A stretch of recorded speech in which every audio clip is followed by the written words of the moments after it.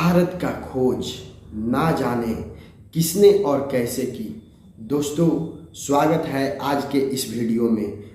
आप लोग जानते हैं कि भारत का इतिहास जो है बहुत ज़्यादा रहस्यों से भरा पड़ा है। आज वही रहस्यों को हम लोग जानेंगे कि किस प्रकार भारत की खोज कैसे हुई। से परिपूर्ण रहे हैं और इसीलिए भारत पर लोगों की बुरी नजर भी रहती है।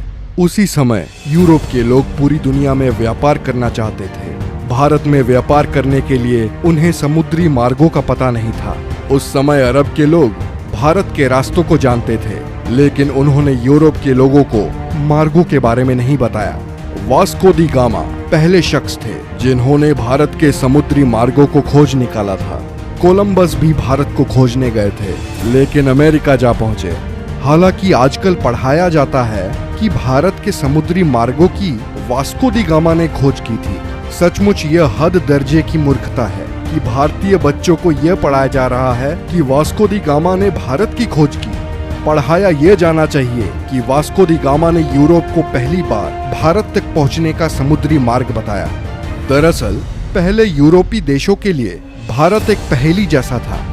यूरोप अरब के देशों से मसाले, मिर्च आदि खरीदता था, लेकिन अरब देश के कारोबारी उन्हें ये नहीं बताते थे कि यह मसाले वह पैदा किस जगह करते हैं। यूरोपीय इस बात को समझ चुके थे कि अरब कारोबारी उनसे जरूर कुछ छुपा रहे हैं। ये कारोबारी अरब के उस पार पूर्वी देशों से ज्यादा परिचित नहीं थे। जहां तक सवाल भारत का है, तो इसके एक और हिमालय की ऐसी श्रृंखलाएं हैं जिसे पार करना उस दौर में असंभव ही था।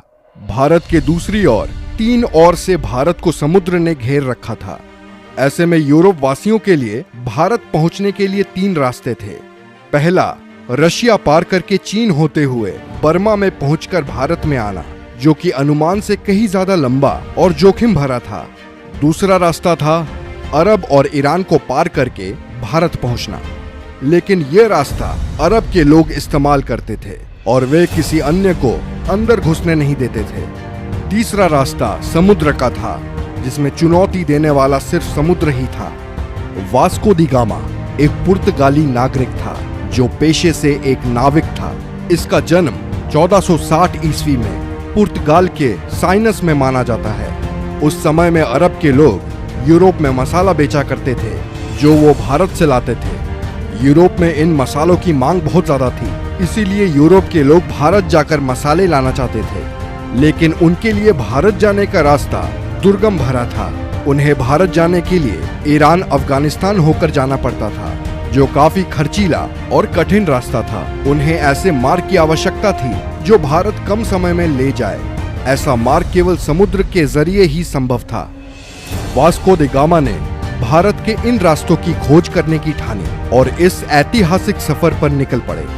वर्ष 8 जुलाई 1497 में वास्को दी गामा ने अपने साथियों के साथ भारत की खोज के लिए रवाना हुए।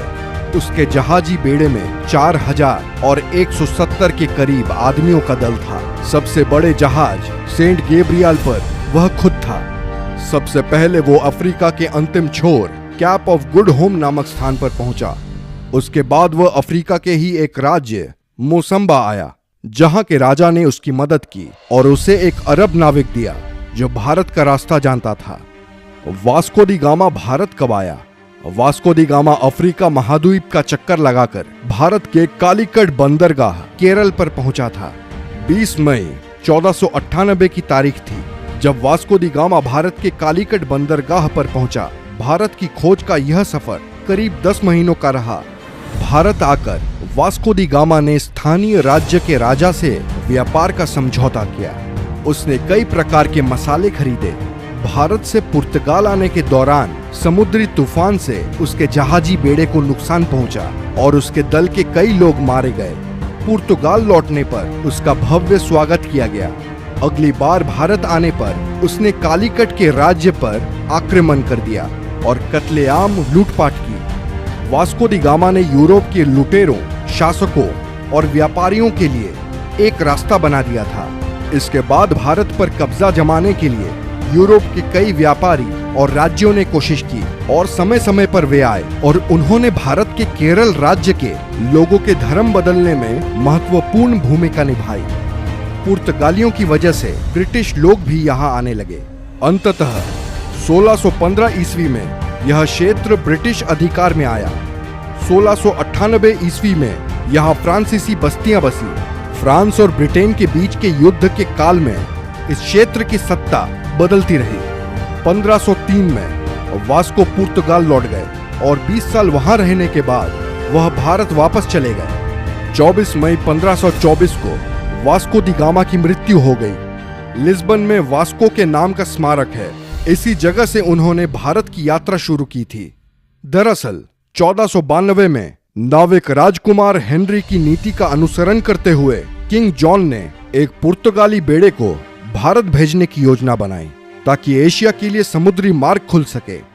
उनकी योजना मुसलमानों को पछाड़ने की थी, जिनका उस समय भारत और अन्य पूर्वी देशों के साथ व्यापार का एकाधिकार था। एस्टावोडी गामा को इस अभियान के नेतृत्व के लिए चुना गया, लेकिन उनकी मृत्यु के बाद वास्को द गामा ने उनका स्थान लिया। ये कहना कि भारत की खोज कब हुई महज एक बेतुका सवाल है। भारत किसी की खोज का मोहताज नहीं है। इस देश का इतिहास कुछ हजार या लाख नहीं, करोड़ों साल पुराना है।